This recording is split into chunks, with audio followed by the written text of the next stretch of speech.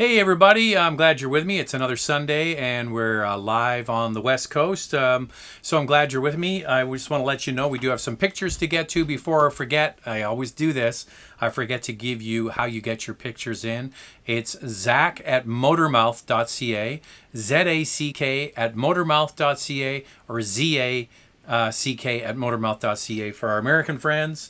A couple of things. Car Cost Canada, if you're looking for a brand new car, you want to get the best deal you can.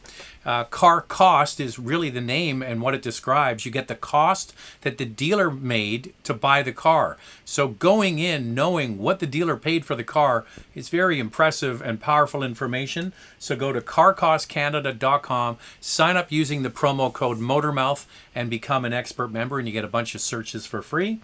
CanadaDrives.ca is for used cars. CanadaDrives.ca, you go online, you search for the car, you apply for credit on there, you get approved, you do the final purchase, and then they deliver it to you often the very next day in a covered trailer. It's pretty cool. Okay, so we do have some pictures to get to.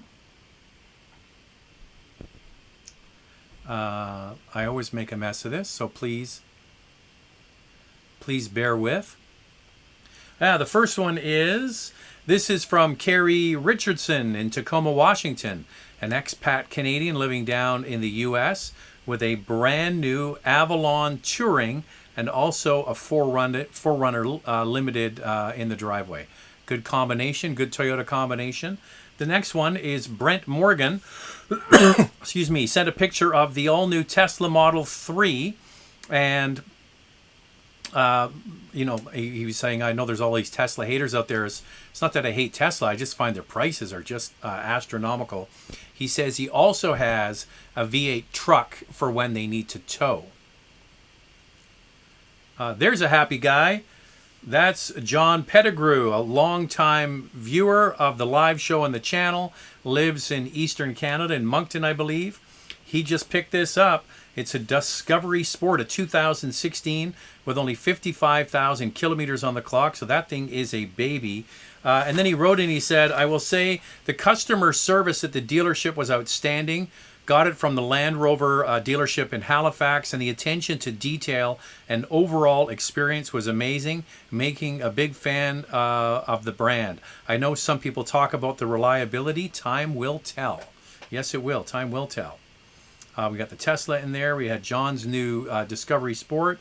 This next one is Eric with his Sportage EX Premium, or if you're from the States, that's a Sportage. This next one is a GLI from Chris Campbell. He said, here's my 2022 GLI. What a steal. I lucked out and went to the local VW dealer. They had just received this Rising Blue Metallic 6-speed, nice one there, in dealer allotment. I saw it before the sales guy, so I walked in and bought it on the spot. Thanks for the awesome review. I have loved every kilometer so far. That is a killer deal. The GLI is one of the true deals in the auto industry. And this is a great one. This is from Josh Lee, who lives in the southern United States, but no, this is Hawaii. He says, our rental car here in Hawaii, a brand new Wagoneer Series 3. What a car. I hadn't really thought much of it until we got it and drove it around. We're so impressed by not just the interior quality, but also the ride. It was so smooth, you didn't even notice you're actually hitting 90 in a 60 zone. It does look good in white. Especially looks good with the palm trees and the sunset. That does a lot, doesn't it? Okay, so one thing is, if you just have to get a question answered, you can always do a super chat. It just really highlights for me that you want to find out more about a specific topic. And I think we do have, here's Dave Reimer. Here's Dave. He says, hope you're well. Would love some discussion advice for folks out there who are having to work with dealers trying to price a few thousand above MSRP for high demand. So Dave, just before the live show here, sent me an article of the local newspaper, Vancouver Sun did, on people who are paying over hundreds and sometimes thousands of dollars over MSRP. Now in Canada, MSRP is supposed to be the number, and dealers are not supposed to be doing adjustments over the price. And if they advertise the price of a vehicle, that's the price they have to sell it for. So if they have, say, for example, this Kia plug-in hybrid and the MSRP is just under $45,000, they are supposed to sell it for that if that's where it's advertised. If, however, they advertise it at $45,000 and then in the fine print they say $3,000 documentation fee. So I think this is really how they're getting around this, and they're not supposed to be able to do this. So the way they're getting around the price adjustments and charging more than the market will bear is, or not more than the market will bear, more than MSRP, charging what the market will bear, is they're burying it inside documentation fees. And that's the way they're getting around it. Now, there are different bodies that regulate dealers, and it depends on which province you're in. In the United States, it's a free-for-all. American dealers are just charging whatever they want over MSRP. In Canada, it's supposed to be regulated, but if there's loopholes and ways to get around it, oh yeah, car dealers will take advantage. And car dealers wonder why they have such a bad reputation. It's because they do stuff like this.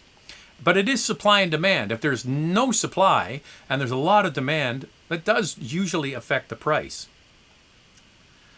Okay, so let's go to the top here and get into... so thank you for the super chat. Our first question outside of that one is KPKP. What's the difference between a fuel cell electric and a hybrid? Better to stick to full electric? Just pondering your answer from last week. Thanks. No, I can't remember what I mentioned last week. So a hydrogen fuel cell vehicle or a fuel cell vehicle creates the electricity for the battery on board. Okay, so a pure EV, you plug it into a wall, you wait the however long it takes to charge, maybe 4 or 5 hours. If it's 240 volts, maybe just an hour or so if it's on a DC fast charger. Well, that's not the case with a hydrogen fuel cell vehicle. So this is the way I want you to think about it. You have a car and you have a fuel tank. That's right, it's an electric car with a fuel tank.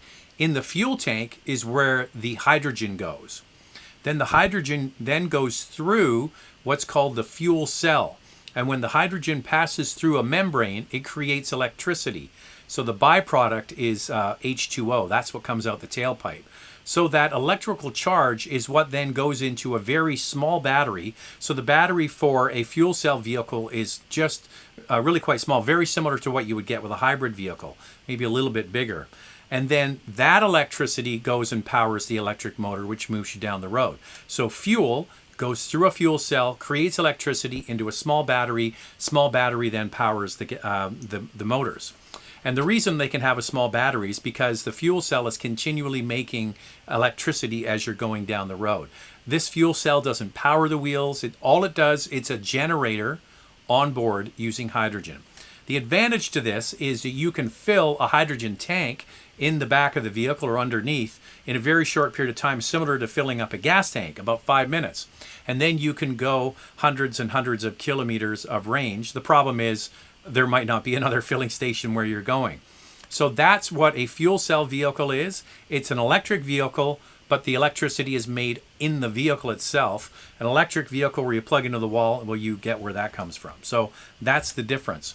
So the real thing is, where are we going with all of this? I truly believe the answer for big rigs is not a pure EV electric truck. I don't think that's, having these massive batteries with hours of time to charge them is not the answer. I do believe that hydrogen is the answer for long haul trucks. So you have fuel tanks already on a truck. That fuel will then get turned into electricity and then power an electric motor, but they can go much, much longer distances. So one thing that could definitely be done by governments is on the major freeway and interstate filling stations now where you get diesel in a truck, that's where you would have hydrogen. So trucks could really take advantage of that. And I think that's who will use it first and foremost. All right, we have Eric from Montreal with a super chat. Thank you, Eric. Thanks for all you do, Zach and Andrea. Come make your way to Montreal soon. There was an event in Tremblant last week for the Nissan Z. Andrea and I did not go to that one. But yeah, we will get to Montreal, I'm sure of it. So yes, and we'll have to meet up, you and Josh, and go for a beer somewhere. That would be fun. All right. Here's KP again. And thanks for the super chat. Appreciate it. What's your take on St. Moritz watches? Rebuilding a full automatic from local authorized repair center.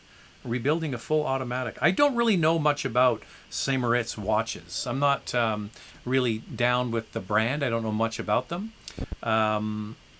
Yeah, sorry, I can't help you there. Oh, here's John. He's the one who had the picture of the Discovery Sport that he picked up with only 55,000 kilometers on the clock. Good evening from the East Coast, Zach. Very happy guy here. Thanks for all the car advice over the past few months. Much appreciated. John has been sending me emails. He looked at some vehicles. He was trying to get a Cayenne and basically ran into some walls. Pricing, some of them weren't, well, let's put it this way. They weren't as advertised. So I think he dodged a few bullets. And the good thing is, buying a car from someone fairly local. I don't think you live in Halifax, but at least having a dealer that you could get to if you wanted to is very helpful. Will there be M4 Grand Coupe? Typically, I don't think they've ever done that in the past. Not that I can remember. They might. We'll have to wait and see. Really, if you want a Grand Coupe and you want an M3, then get an M4, get an M3. The only difference is it doesn't have the hatch back. It's got a regular trunk, but it's built on the same platform. Same engines, all of that. Now, I'm not sure if this is Jean or Jean. I think it's Jean. Pulled the trigger on the Bolt Eevee 2023 and a Corolla Cross XSE all-wheel drive hybrid for an active retired... Okay. Pulled the trigger on a Bolt for an active retired couple who enjoys road trips and each having their own activities. Let me just read this again. For me, that combo is a lot of value for now. Thoughts? So what I'm interested in, you said you pulled the trigger on a Corolla Cross XSE all-wheel drive hybrid. They're not for sale yet. So have you ordered one, or have you said to the dealer that's what you want? First of all, with the Bolt, I think, and I mentioned it last week, hands down is the best value in the electric car space. Over 400 kilometers, 250 miles of range, really updated interior now. They redid it last year, updated exterior. The battery has all been updated with it as well. And the starting price is absolutely killer. And then you get the rebates in Canada, in the United States. Maybe it does qualify because I believe the batteries for the Bolt are made at the LG Chem factory in Michigan. I'm not sure about that, but it should still qualify for your tax credit down there. But yeah, it's a fantastic vehicle. So what I'd love to know is if you said you got a Corolla Cross XSE all-wheel drive hybrid. Those aren't out yet, so I'd love to know how you did that. Or maybe you've ordered one. It's probably more like it. We have another super chat. Man, they're all coming in. I love it. Here's Eric again with another super chat. Hope you make it to Montreal soon. Yeah, we got that one. Oh, here's... here it is. Hey, one of my favorites. Charlottetown Spud, a great handle, great name, Charlottetown Spud. If you're not aware, Prince Edward Island, Charlottetown is the capital of Prince Edward Island.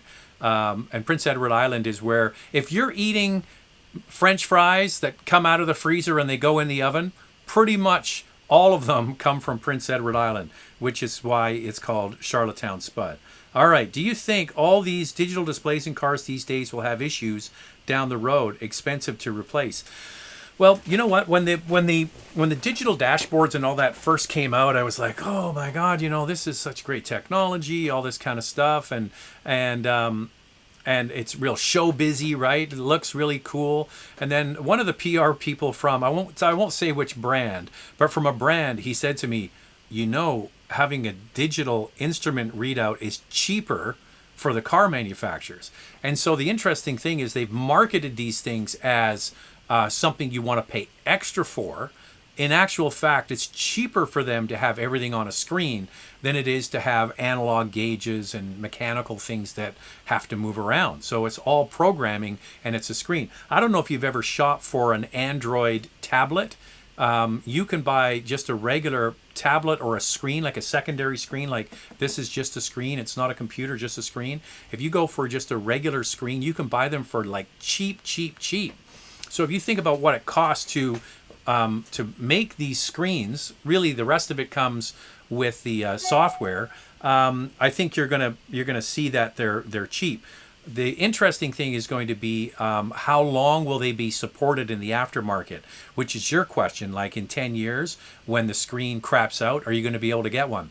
The good news is almost all of the screens that we test drive and use are all the same size, 12.3 inches or 10.1 inches or 9 inches. So they're standardized. Like the instrument cluster behind the steering wheel is pretty much always, 99 times out of 100, 12.3 inches, which says to me the suppliers that are making these, it's kind of standardized. So I would hope, I don't know, but I would hope that you would be able to get them in the future.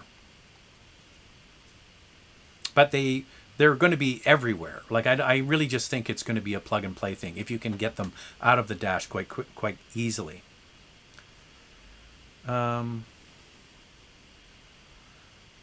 Okay.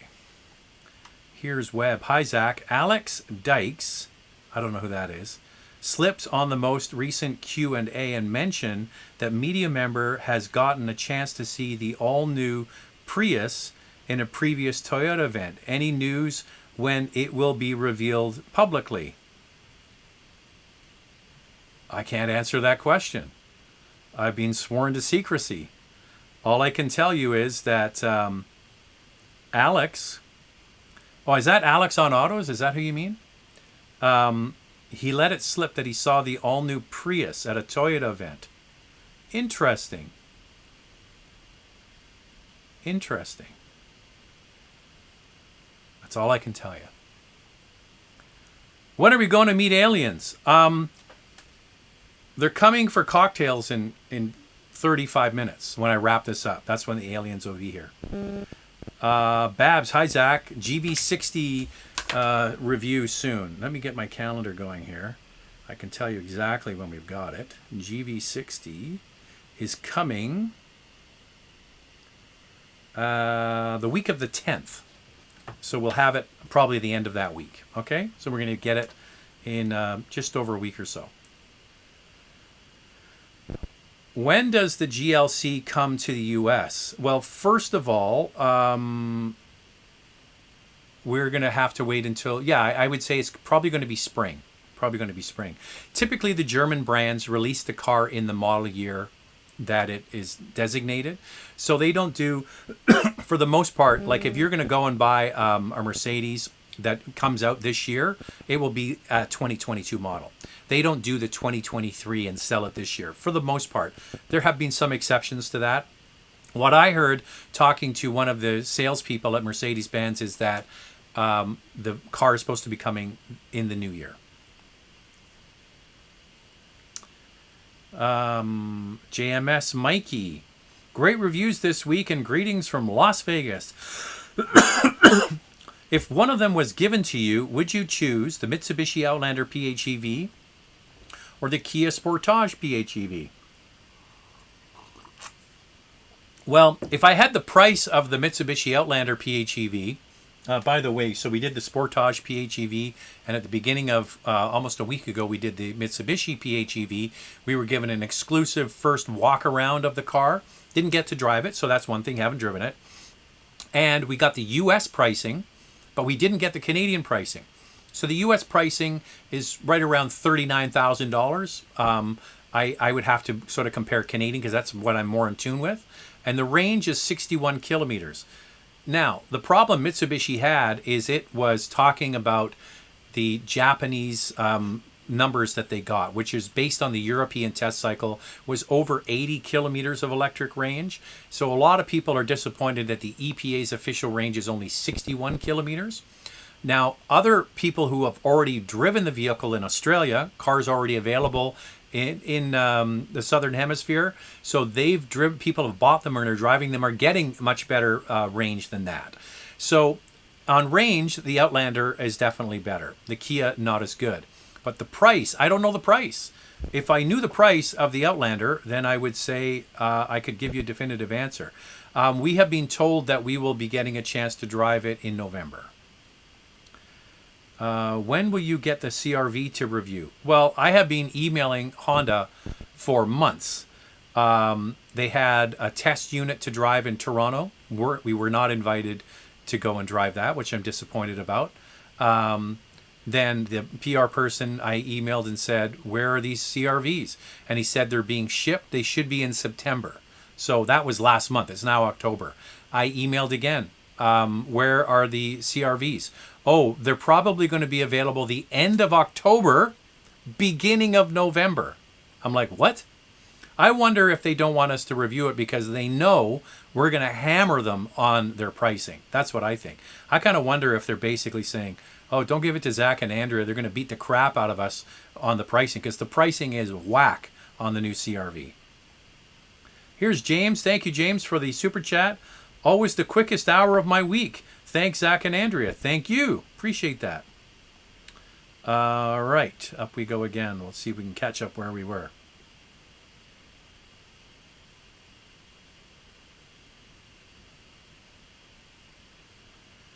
Brandon.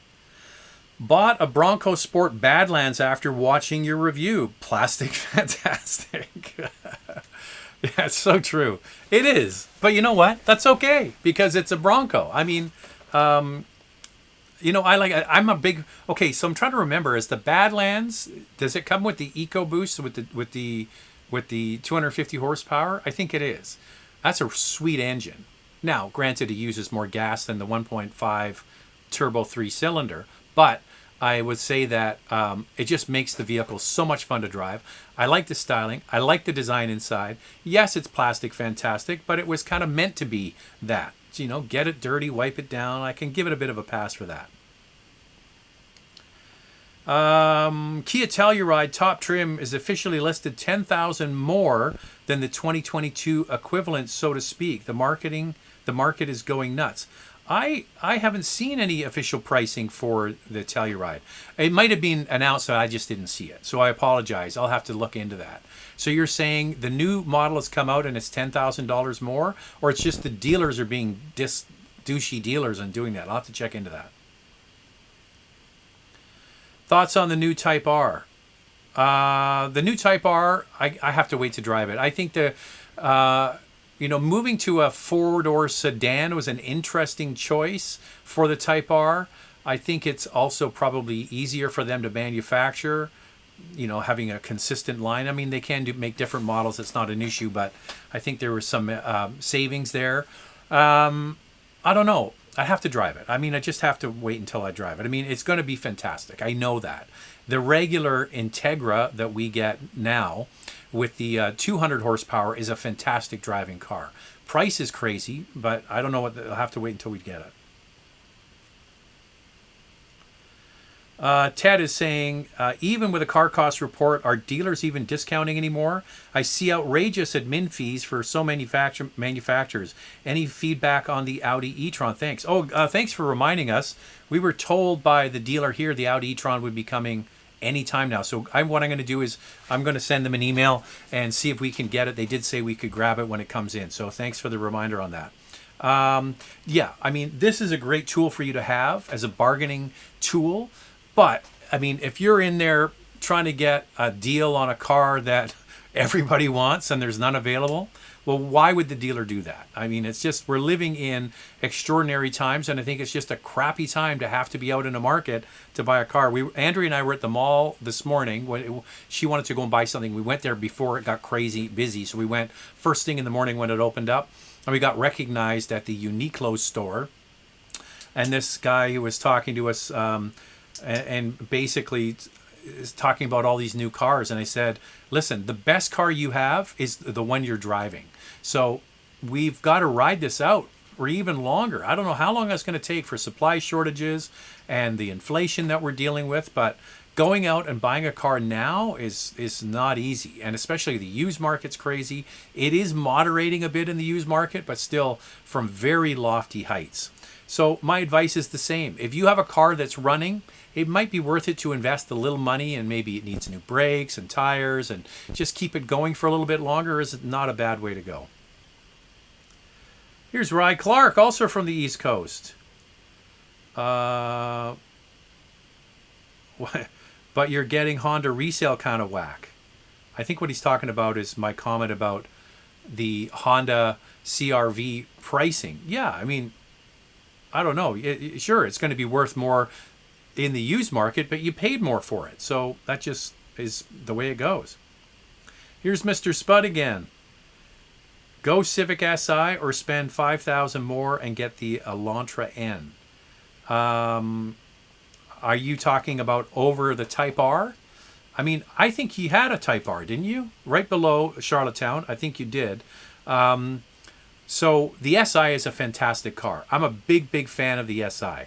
I mean, when we drove the Integra, I said, just get the SI. I mean, if you can't have fun with that car, you're not trying hard enough. Especially if you want to have fun. Get the, well, the SI is only available with a manual. The Integra is available with a CVT and a manual. But if you have the manual, you can really learn more about the car and have some fun with it.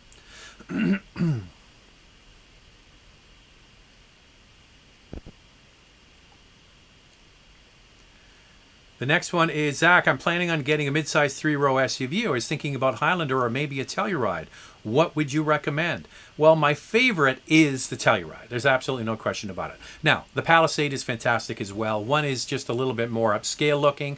I like the rugged look of the Kia. I like the interior layout better. It just speaks more to me on a design front. Now, I'm going to dig a little bit more into what that earlier comment was, that the prices have gone way up. I haven't seen that myself. I'm going to have to look at that. If that's just dealer price adjustments or the MSRP really has gone up, I'll have to look into that. I don't think I've seen Telluride pricing for the Canadian market yet anyway. If you can get a Telluride, I'm a huge fan. I think it just is killer. Now, the upside of the Toyota is it's a Toyota. The upside of the Toyota is it's reliable. The upside of the Toyota is amazing resale. The upside of the Toyota is all of that put together makes it one hell of a compelling package. Try the hybrid. It's surprisingly good. You'll be surprised. You would think that a vehicle that size with a 4-cylinder hybrid system would be a yawn fest. No, it's not blow your doors off exciting, but it is actually not bad. So give it a shot. But if it was my money and I had the opportunity to buy either one of them, for me it would be Telluride all day long.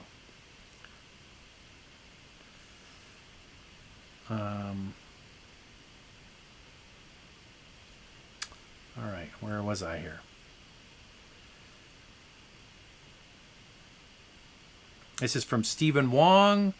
Hey, Zach, looking for a new family car for $28,000. I was wondering if I should get a Civic, which has more backseat room, or a Corolla Cross with more cargo space. That's a good question. I would say, okay, so I'm guessing for $28,000, you're going to be able to get the all-wheel drive Corolla Cross, and is available with front-wheel drive. The Civic is just going to be bigger, generally.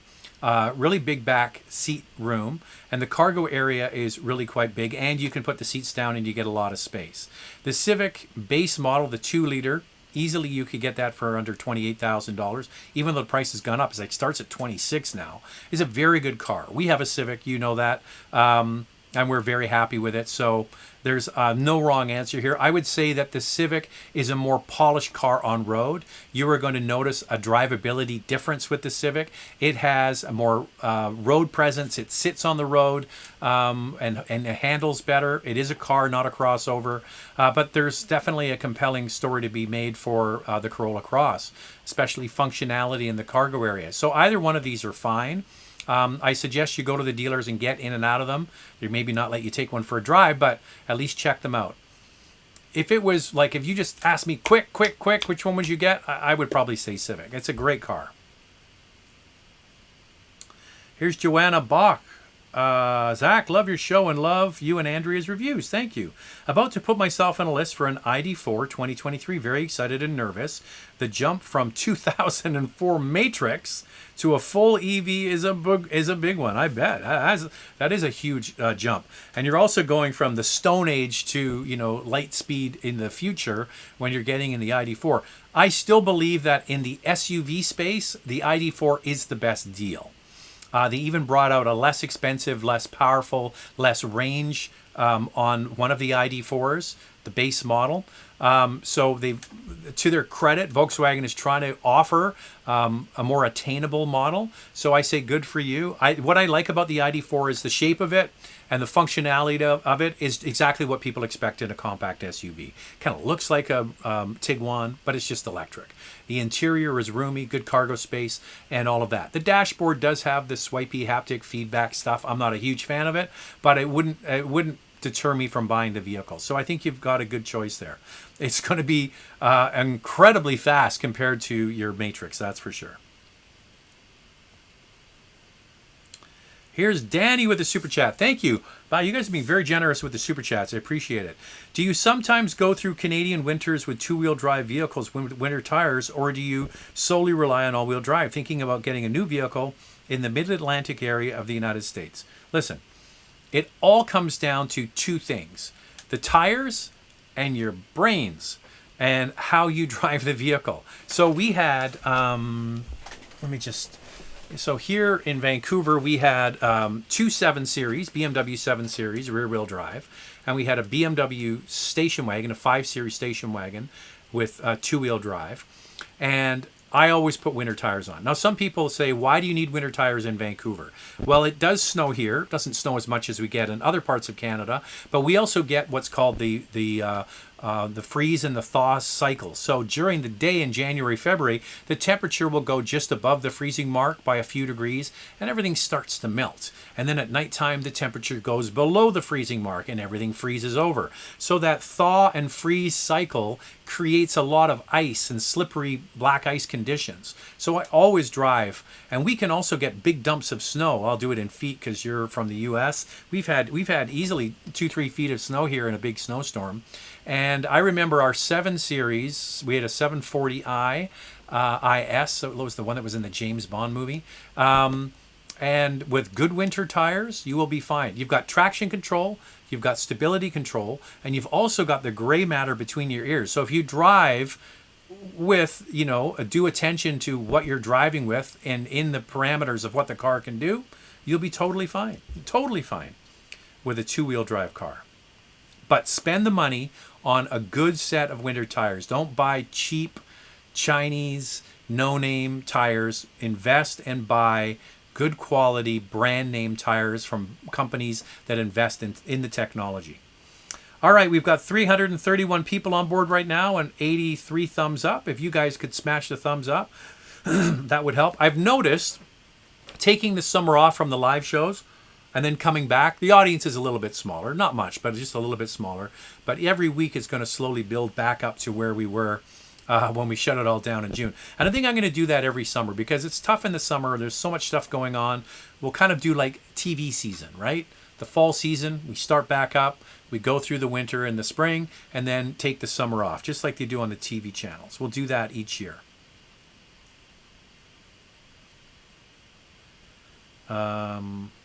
Looking for Charlottetown's reply. Yeah, all right. Let's get back to where we were.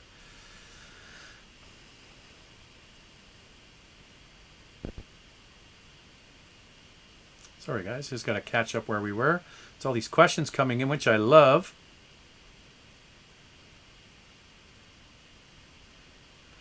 Zach, interested in the Dodge Hornet? Yes. I'm interested in anything new. I like to see, and if you know anything about me and what I've talked about with car brands over the years, I always like to give car brands a chance, right? And I've talked about this many times. There's all kinds of people that just crap all over certain brands because they make terrible cars and blah, blah, blah, blah, blah. So you're speaking about Dodge. I'll give you another example, is Alfa Romeo.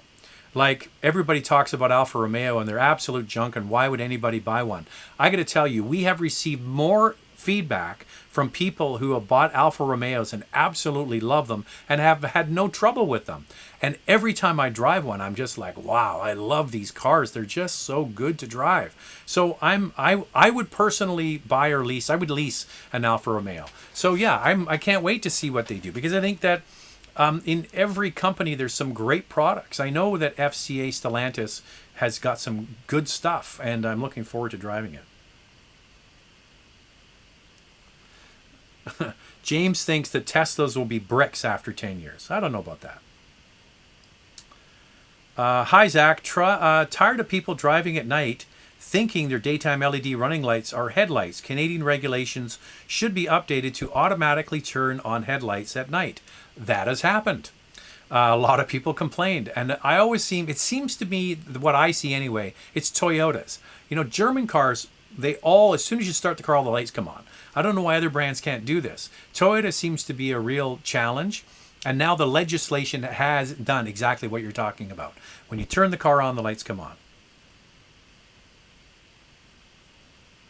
So this is Joanne saying, I wonder if VW is doing this with their pre-orders. My monthly payment is quite high. I guess people are chatting back and forth with each other.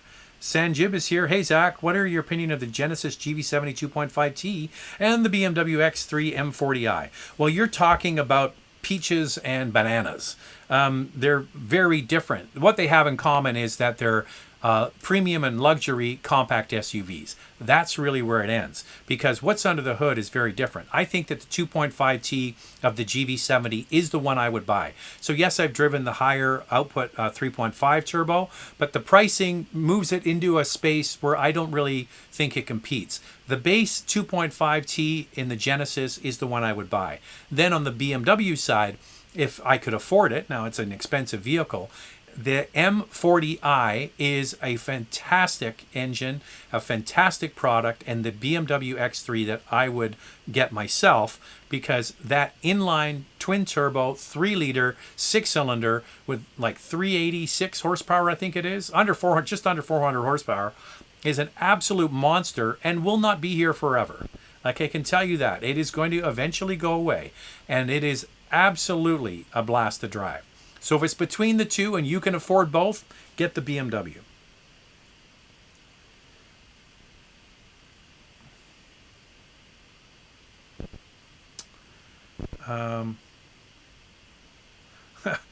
KP is saying Maple Ridge Volkswagen is selling a Golf R for 78,000 Canadian. Seriously?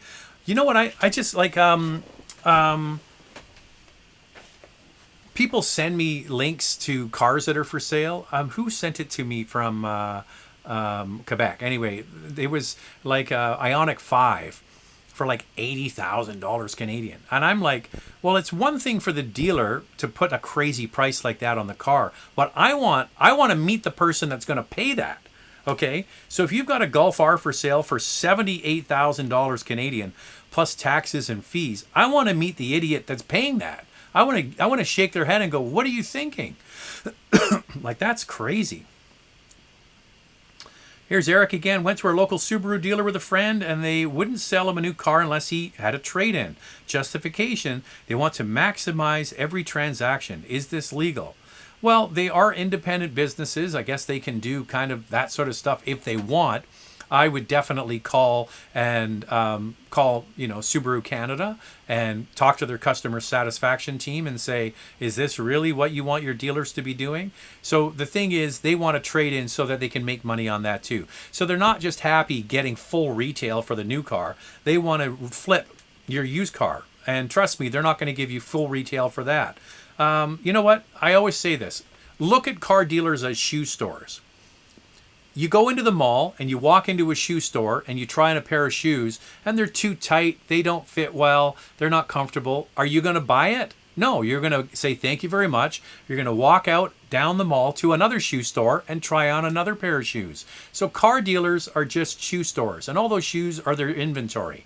If the one dealer isn't a good fit for you and it's not comfortable and you don't like it and you think they're being dicks, then just say, I'm sorry, you don't get my business, you don't get my used car, I'm going down to Bob's Subaru down the road and I'm going to talk to them. And that's really how you should operate and say, hey, listen, if you don't want my business, I will take my business and my trade in somewhere else, just to spite you. That's what I would say. Island Merchandise. Now this is nice. Bought Cayenne Coupe GTS with air suspension and rear steering. Other trims felt the turbo lag on pickup and jittery busy roads. Does rear steering also help the stability at low speeds? Okay, so you bought a GTS with air suspension and rear steering. Well, hey ho, isn't that great? That is fantastic. Turbocharged V8. Okay, so what you're saying is There was turbo lag on pickup. That's probably more to do with the transmission calibration. Okay, so the rear wheels with what's called active rear steering in the Porsche language is the rear wheels. What's going on with this? Get rid of that. The rear wheels at low speeds turn opposite of each other. So that makes the car pivot around in tight maneuverable spots, like getting into a parking spot, in and out of the mall, all that kind of stuff. So that helps with maneuverability. At higher speeds, the wheels turn at the same angle. So when you do a high-speed lane change, when you turn the front wheels, the rear wheels turn a little bit, so you can make those lane changes really quickly at higher speeds.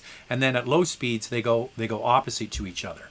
So it doesn't increase stability per se, because stability is a function of weight, really. But it does give you more maneuverability, and it definitely feels different. And especially helpful at low speeds in parking. Like, you just can turn them around in small spaces. It's fantastic for that. It's one of those things that if you didn't know it was on the car, you wouldn't know it. Like, you wouldn't drive it and go, what? There's some crazy weird stuff going on with this car. What is going on? It's so integrated and seamless. It just, when you drive it, you go, man, this thing, you can just turn it anywhere. And that's the sensation you get. But wow, what a car. What a car. GTS Coupe? Nice.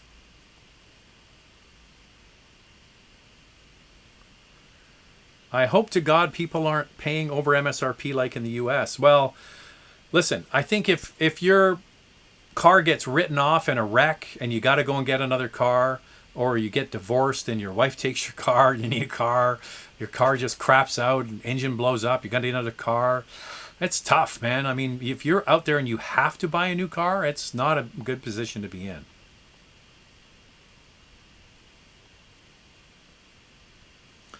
Highlander or Pathfinder Rock Creek? How is Nissan engine after CVT?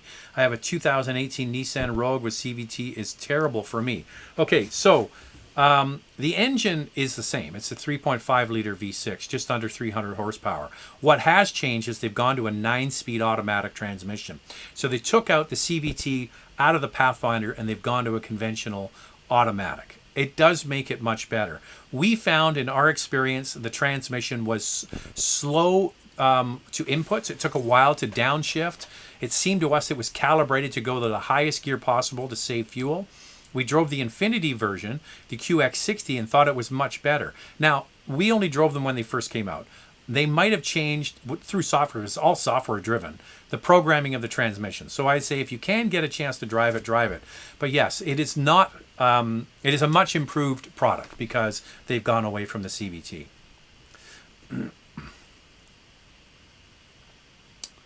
Oh, here's John. Hey, folks, give this man some thumbs up for best car guy on the net. Well, I appreciate, John, you're making me blush. 352 people on board right now, 155 thumbs up. So thanks to John and everybody else that gave a thumbs up. Appreciate that. Hey, Zach, great show. Quick question. Thoughts on the new BMW XM 150,000? Don't like where BMW is going. Very ugly design. What do you think? Well, it's one of these things. I've seen the iX on the road a lot. There's a lot of them here in Vancouver. And it's like anything that's new and different. It's weird the first couple of times, and then after a while you just go, it's just the BMW. And you kind of get used to it. It's interesting because with this product, with Mercedes-Benz, it's really quite interesting, the difference between BMW and Mercedes-Benz. So Mercedes-Benz is producing traditional SUVs that are electrified. Sure, they've got that magnificent screen on the dashboard, but if you take that away and you don't focus on the hyperscreen and you just look at the product itself, it's what people are used to. It's just fully electrified. BMW is not only going fully EV, and with this model, high performance EV, they're really changing their design ethos on the outside. You see that. You look at that new Mercedes-Benz, you go, that's a Mercedes. I recognize that. With the BMW, it's so freaky looking. And then the inside, I like it. We actually chose it as one of our top interiors. But they're really quite different. One is trying to be avant-garde. The other one is embracing what they've been known for, which is traditional luxury. And that is a big market, I tell you. Harpreet's here. Good afternoon. How are you? I'm great. Thanks for tuning into the live show. Harpreet, it's nice that you're here. When can we expect the 2023 Toyota Highlander hybrids? Any information from Toyota or dealers? Well, when they roll over from model year to model year, I'm not exactly sure. It would be the best thing to do would be to get in touch with the dealer and say, like, when are you expecting? And because they can look down the pipeline and see when the cars are built and when they're being shipped and all that kind of stuff to tell you when they should be coming in. But I don't know off the top of my head.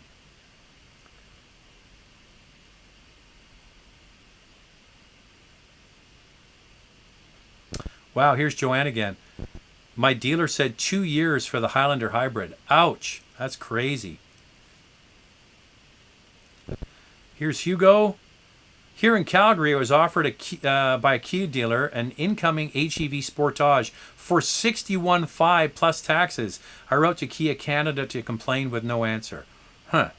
Well, we are going to be in Kia Canada's company, not right now, but it's coming up sometime soon.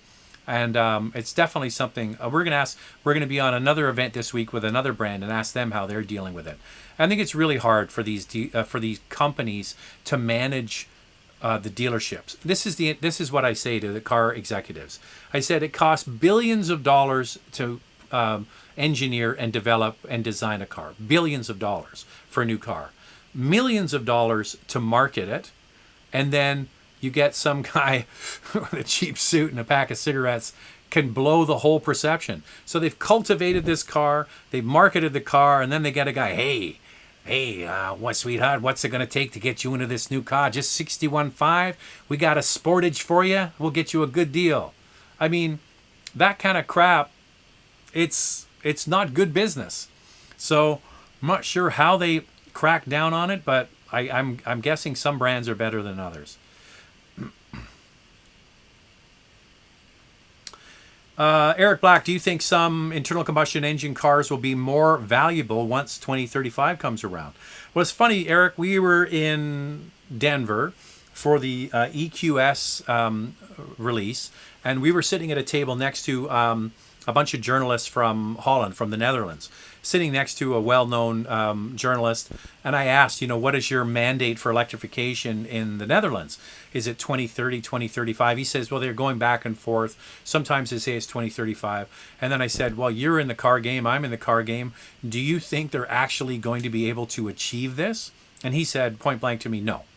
So I think it's easy for governments to make these grand announcements and say, we're getting rid of all internal combustion engines and we're all going, and it's going to be, unicorns and rainbows and it's going to be fantastic. Well, it isn't going to be fantastic. Wait till you see what happens in Europe this winter with the energy crisis that's coming.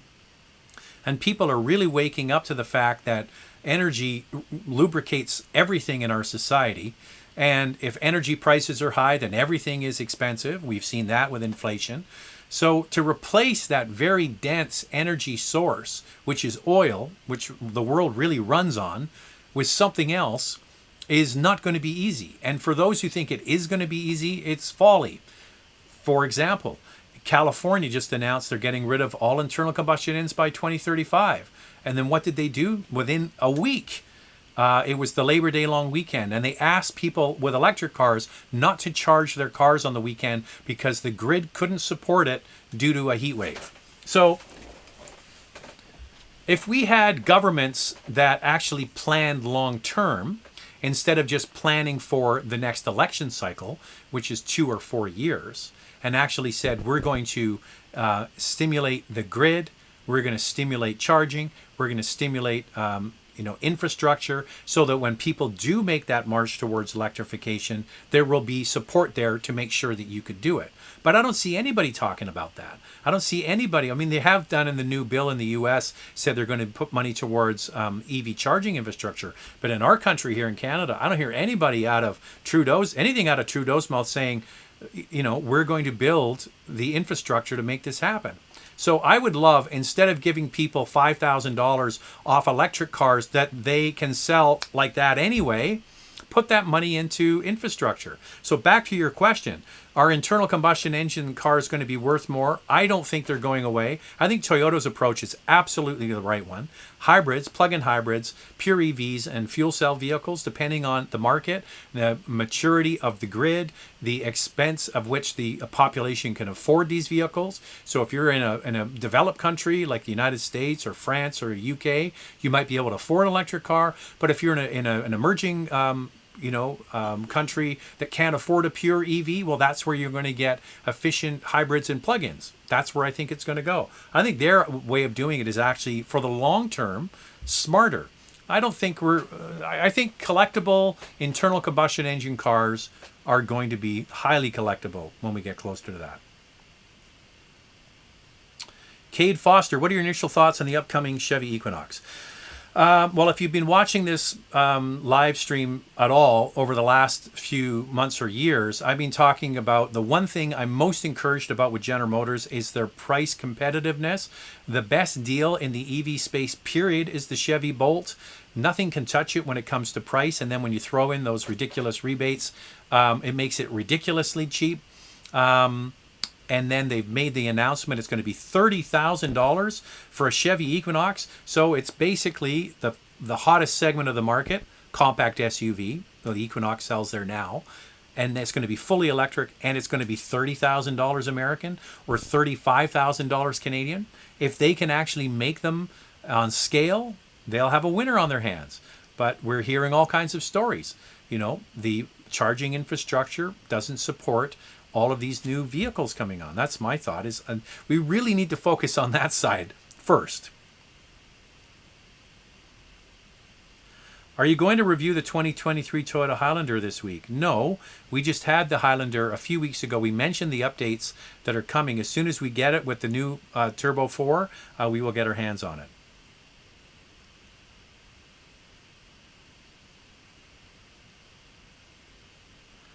Everything on new cars is expensive, lights and such.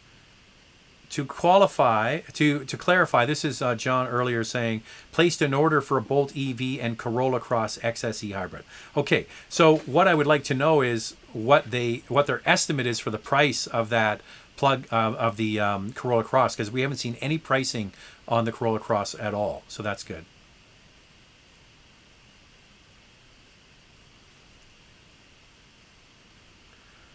Okay, I'm seeing we're missing any super chats here.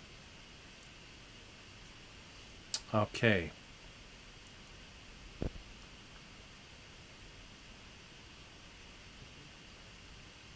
Sorry guys, I got to go back to where I was.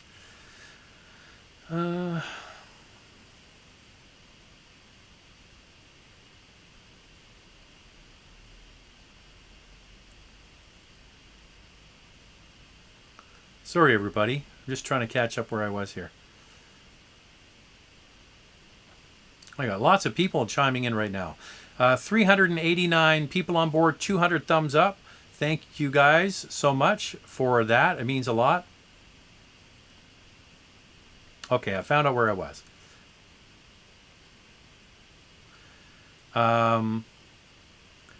Cadillac has a lot of problems with their entertainment haptic screen from 2013 to 19. Okay, they're going back and forth with each other.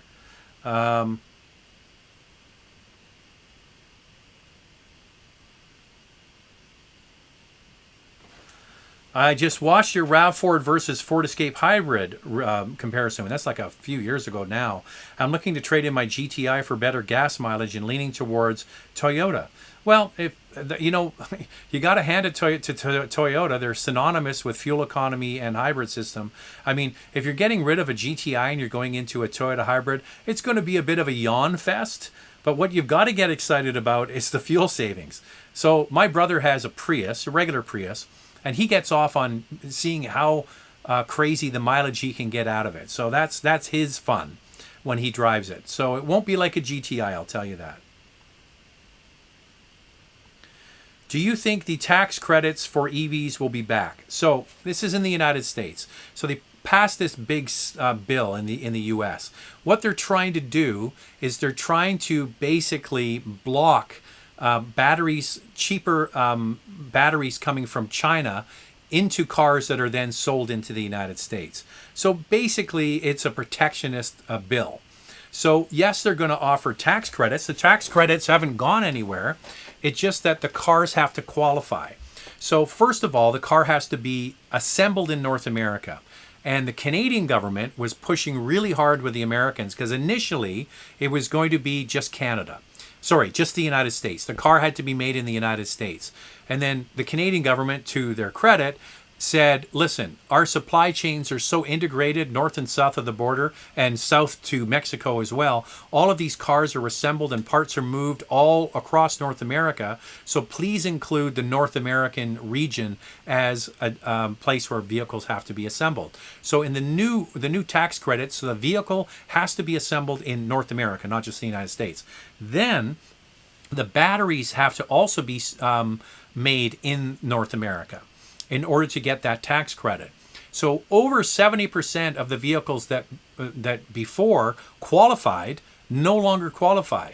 Think of a vehicle like the RAV4 Prime. So the RAV4 Prime is made in Japan and the battery is sourced from Japan. So when it's sold here in North America, it doesn't qualify. So what's interesting though is quite a few of the German car brands, like this EQS, is made in the United States. Not sure, yeah, the battery's made in the United States. Now, this doesn't qualify because it's too expensive. But yes, a car like that, or the car is manufactured in the US or manufactured in Canada, and the battery is as well, means that you'll get that tax credit. So it hasn't gone away, just to qualify is different. I'm dying for the unveil of the EQE SUV. Stay tuned. Andrea, oh, hey Zach, my friend bought a 2022 F-150 XL hybrid EcoBoost. He said Ford puts all their efforts to making sure their trucks are reliable, but the rest of the lineup suffers from reliability. True. Well, the trucks are really the meat and potatoes of all of the domestic brands, whether it's Ram, Chevy, GMC, or, Ford with the F-150. That's where they make the lion's share of their money. And their trucks, for the most part, can be really quite reliable. But there are other products in every brand that are really quite good. Ford knows how to do other things well. So I think that it's not a blanket statement like buying a Toyota where, the quality and the reliability is very, very high. It's more hit and miss. But the F-150 and the hybrid is fantastic. It's interesting, though, speaking of Toyota, is Toyota really has copied Ford. Ford came out of the gate with a twin-turbo 3.5-liter V6 engine in an F-150 that's made entirely of aluminum. Okay, that was a major shakeup in the auto industry, right? So Ford has had that in the marketplace now for quite a few years. So what does Toyota do? They bring out a pickup truck that, you guessed it, has a twin-turbo V6 3.5-liter. And then Ford says, okay, we're going to take that system and we're going to marry it to a hybrid system. Well, what did Toyota do? Same thing. They married it to a hybrid system. And you're seeing that with the Sequoia. And Ford has this. I mean, they are leaders in the truck space for a reason. And the F-150 Lightning is a truck you can actually order and wait for it to show up. Like the Cybertruck or the others, who knows? But it is being sold. All right.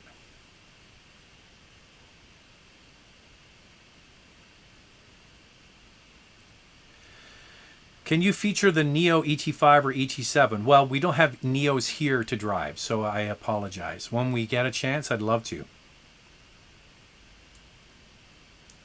How much do you think the Lexus RX 350h MSRP will be? I don't know. I mean, all of this is going to be subject to when they go on sale, which should be November, probably end of November, probably about a week or two before they'll announce the MSRP. I'm hoping that they can keep the lid on the pricing, but you see what they did with the NX. The NX pricing on the gas one went way up, but the hybrid actually turned out to be the one that was more attractive. I'm hoping that with the RX, it's going to be the same thing. The hybrid will be the one that is more attractive. So I guess we have Chicken McFry is just piling on spam on the live chat. Not cool, dude. I can't block you here, but I will next time around. It's easy to do, just not while we're live. So Chicken McFry, please stop spamming or I'll just block you next time around.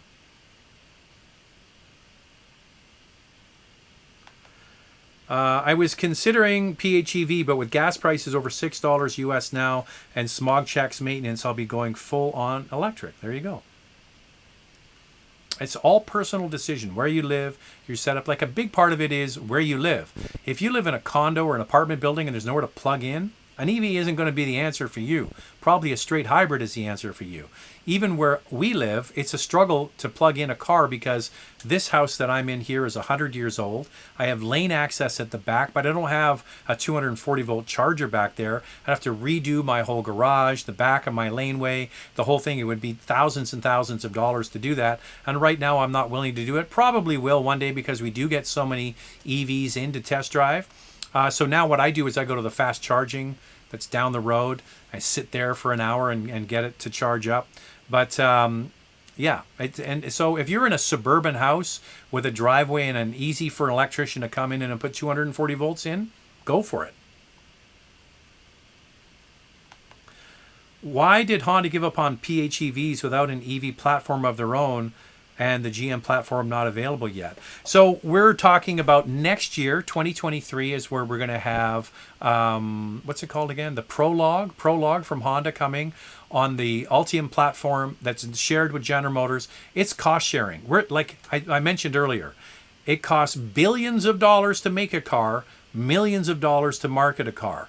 So that billions of dollars to make one model, if they can spread and amortize those costs over many, many different lines, that cost sharing is the way to go. And, you know, General Motors is one of the biggest manufacturers in the world. Honda partnered with them and they do, you know, cost sharing. Really, that's what it's coming down to. That's why you have the Nissan, Mitsubishi, Renault alliance. They can share costs. That's why you have Volkswagen sharing costs with Ford for commercial vehicles. They're going to be building the Scout and so on and so on. It really comes down to saving money. Okay, just want to make sure I didn't miss any super chats here. All right, we do have McChicken Fry guy, whatever, being ridiculous. Okay, so we are past the hour. Thanks to everybody for being on board. 235 thumbs up. I appreciate it. I hope you guys have a great rest of the week. Oh, by the way, you know what? I just thought of this. I'm not sure what's going on next Sunday. In Canada, next Sunday is Thanksgiving. I know in the States, your Thanksgiving's in November. In Canada, it's the first weekend of October. So I'm not sure what's going on if we're having my mother-in-law here for dinner. So we might not do the live show next week. It might conflict with Thanksgiving dinner. If that's the case, I won't be here, but we'll be back the week after. So thanks to everybody who tuned in. Hoping to get here next week. It is Thanksgiving in Canada. Probably not going to be here, but we'll pick it up the week after. All right. Have a great week, everybody. Stay safe, and we'll speak to you next time.